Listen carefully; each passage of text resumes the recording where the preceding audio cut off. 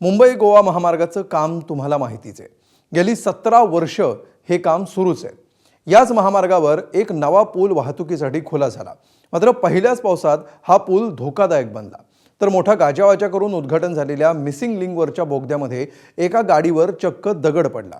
बघूया याचाच आढावा घेणारा हा खास रिपोर्ट। मुंबई गोवा हायवे आणि मुंबई पुणे एक्सप्रेसवे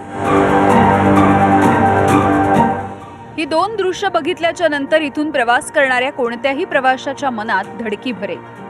मुंबई गोवा महामार्गावरील माणगाव जवळच्या काळ नदीवर बांधण्यात आलेल्या नवीन पुलाचा मातीचा भराव आहे तो खचण्याचा प्रकार सध्या समोर आलाय। रायगडमध्ये सध्या मुसळधार पाऊस कोसळतोय, मात्र मागील 15 दिवसांपूर्वी सुरू करण्यात आलेल्या या नवीन पुलाच्या मातीचा भराव आहे तो खचण्याचा प्रकार समोर आलाय आणि त्यामुळे प्रवाशांसह देखील वाहतूक करणाऱ्या नागरिकांमध्ये भीतीचं वातावरण आहे ते निर्माण झालेलं आहे। गेली 17 वर्ष ज्याचं काम सुरू आहे तो हा मुंबई गोवा हायवे। रायगडच्या माणगाव मधल्या काळ नदीवरती नव्यानं बांधण्यात आलेला हा पूल 15 दिवसामध्ये तो वाहतुकीसाठी खुलाही झाला, मात्र यंदाच्या पहिल्या पावसात इथल्या मातीचा भराव वाहून गेलाय।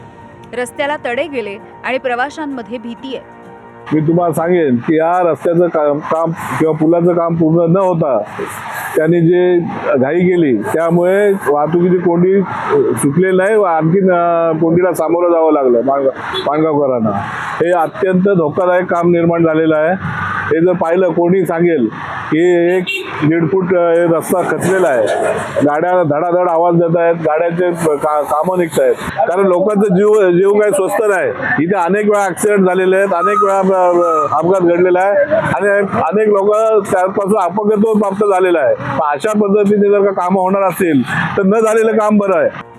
आता हा दुसरा व्हिडिओ बघा। हा दुसरा व्हिडिओ काही दिवसांपूर्वी खुल्या झालेल्या मुंबई पुणे मिसिंग लिंकवरच्या बोगद्यातला आहे।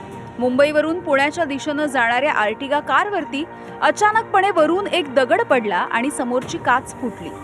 माहिती मिळताच खंडाळा महामार्ग पोलिसांनी घटनास्थळी धाव घेतली। या घटनेत कुणाला दुखापत झाली नसली तरी यामुळे महामार्गाच्या कामाच्या दर्जाविषयी प्रश्न उपस्थित होत आहेत। रस्ते सुरक्षेच्या दृष्टिकोनामधून या दोन्ही घटना गंभीर आहेत। सुदैवानं यामध्ये कुठलाही अपघात घडला नाही, पण प्रवाशांनी असा जीव मुठीत धरून कधीपर्यंत प्रवास करायचा? नाझीम मुल्लासह गणेश महाप्रळकर, ABP माझा, रायगड।